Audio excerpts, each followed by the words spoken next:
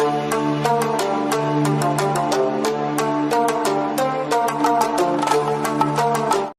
the name of Allah, the most gracious and the most merciful, my name is Saim Shehzad and I am here for the preparation of MD CAT. Students, आज मैं जिस topic को लेके आपके सामने हाजिर हुआ वो ये है कि अब जो एग्ज़ाम्स आगे आ रहे हैं FSC के फर्स्ट ईयर सेकेंड ईयर के, तो उसमें टाइम अब बहुत कम है। वो स्टूडेंट्स जिन्होंने अपना बहुत सा टाइम इस पिछले अरसे में कुछ इधर उधर की डिस्ट्रैक्शंस में गुजार दिया, तो अब आहिस्ता आहिस्ता उनको फिक्र होगी इस चीज़ की कि उन्होंने FSC के पेपर्स देने हैं और उसकी तैयारी करनी है। अभी भी बहुत से स्टूडेंट्स ऐसे होंगे जिनका ध्यान नहीं है स्टडीज़ की तरफ, लेकिन कुछ स्टूडेंट्स हैं जो अब आहिस्ता आहिस्ता किताबों की तरफ रुख कर रहे हैं और उनका कुछ पढ़ाई का उनका इरादा बन रहा है पढ़ाई करने का। तो उसके लिए अब जो टाइम रह गया है पीछे FSC के स्टूडेंट्स के पास, तो वो अपनी तैयारी को कैसे कर सकते हैं, इसके लिए मैं आपके सामने 5-6 जो है वो पॉइंट्स रखूंगा जो आपके लिए हेल्पफुल साबित होंगे उन स्टूडेंट्स के लिए जिन्होंने कुछ खासा ध्यान नहीं दिया पढ़ाई की तरफ। तो सबसे पहली चीज़ जो मैं आपको ये बताना चाहता हूँ कि हमारा जो एक इंसान का दिमाग है वो अचानक से जो है वो प्रेशर बर्दाश्त नहीं करता कि आप ये सोचें कि आप एक दिन बैठेंगे और आप जो है वो सारा सिलेबस अपना कवर कर लेंगे। इसके लिए आपको सबसे पहले ये देखना होता है, प्रायोरिटाइज करने होते हैं सब्जेक्ट्स के, किन सब्जेक्ट्स को आप अच्छी तरह तैयार कर सकते हैं और किस में से आप मैक्सिमम मार्क्स गेन कर सकते हैं और कौन से सब्जेक्ट्स पेपर्स के लिहाज से ज़्यादा इंपॉर्टेंट है। तो उसके लिए आपको पहले सब्जेक्ट्स को प्रायोरिटाइज करना होगा, ना ये कि आप जो आर्ट्स के सब्जेक्ट्स हैं उनको इकट्ठा ही अपने साइंसेस के सब्जेक्ट्स के साथ शुरू कर दें उनकी तैयारी करना।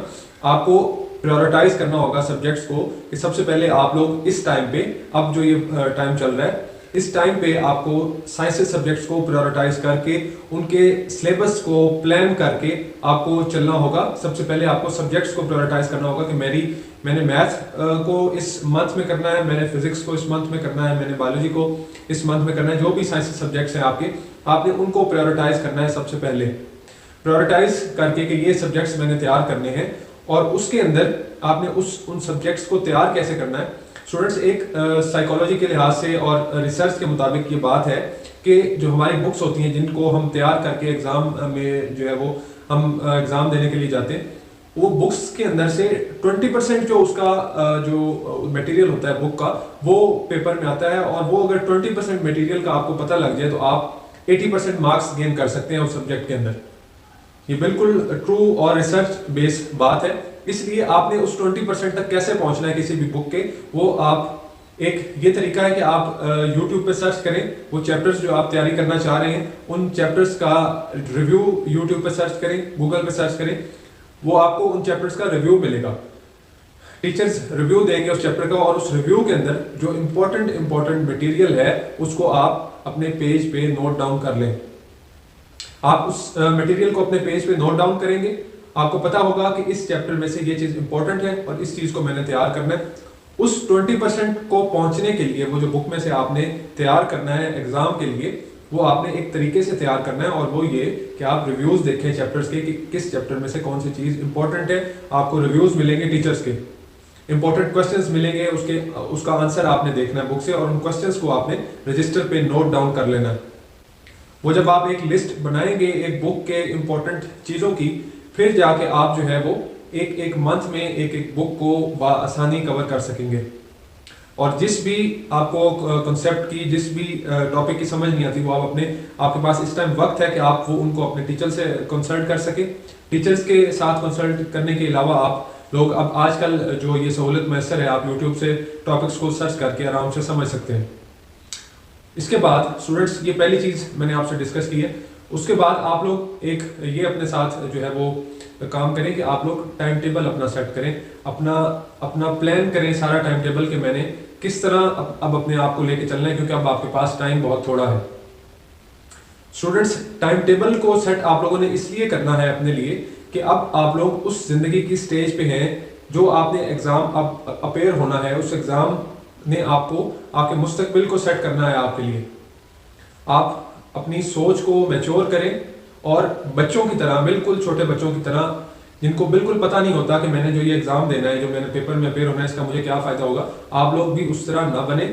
ये जो पेपर हैं ये आपका मुस्तकबिल सेट करने जा रहे हैं, आपकी लाइफ को सेट करने जा रहे हैं। इसलिए ये जो आप 3-4 मंथ्स हैं आपके पास, इसको अवेल करें। आप अपना टाइम टेबल बनाएं। टाइम टेबल भी किस तरह बनाएं कि टाइम टेबल रोज के लिहाज से, अपना डेली के लिहाज से सेट करें। वीकली टाइम टेबल बना लें आप लोग, अपना वीक का टाइम टेबल बनाएं, ज्यादा लंबा मंथली टाइम टेबल ना बनाएं, वीक का टाइम टेबल सेट करें। उसमें आप अपने आवर्स लिखें कि मैंने इतने आवर में इतना सिलेबस कवर करना है। स्टूडेंट्स, बहुत इंपॉर्टेंट टाइम है आपके पास ये, और इसकी इंपॉर्टेंस को आप लोग जाने। आपका साइंसेस के हवाले से अगर किसी किस्म का भी क्वेश्चन हुआ तो मैं यहाँ पे मौजूद हूँ, आप लोग कमेंट सेक्शन में कमेंट कर सकते हैं। मेरा नंबर भी ये स्क्रीन पे मौजूद है, इस नंबर को भी देख लें, आप मेरे साथ रब्ता कर सकते हैं। इंशाल्लाह आपके एफएससी के पेपर्स के बाद हम लोग प्रॉपर एमडी कैट की प्रिपरेशन का सेशन स्टार्ट करेंगे। इसके अंदर हम रोज की बुनियाद पे जो भी पास्ट पेपर्स के एमडी कैट के एमसीक्यूज हैं हम उनको ग्रुप में सेंड करेंगे, और उस हवाले से हम तैयारी करेंगे एमडी कैट की इंशाल्लाह एक प्रॉपर स्केड्यूल के साथ। अभी जो ये टाइम है ये आपका एफएससी की बुक्स को प्रिपेयर करने का और एफएससी में अपने मार्क्स को सिक्योर करने का टाइम है। इसलिए अपने टाइम को बहुत समझदारी के साथ, बहुत मैच्योरली इस टाइम को आप लोग अवेल करें और अपनी एफएससी की तैयारी करें। अब ये वो टाइम नहीं है कि आप लोग सोचेंगे कि मैं 1 से 2 मंथ में अपनी किताब तैयार कर लूँगा, ये उस तरह नहीं होगा। आप लोग जो मैंने आपको बातें बताई हैं उसको उस तरीके पर चलें और मैच्योरली सोचें कि आप जो एग्ज़ाम जिसमें अपेयर होने जा रहे हैं ये कोई मजाक नहीं है, ये आपकी ज़िंदगी का सवाल है। अगर किसी किस्म का भी कोई क्वेश्चन हुआ स्टूडेंट्स ज़रूर पूछेगा, चैनल को ज़रूर सब्सक्राइब कीजिएगा ताकि आने वाली नेक्स्ट इन्फॉर्मेटिव वीडियो आप तक पहुंच सके। साइम शहजाद को इजाज़त दीजिए, अल्लाह हाफ़िज़।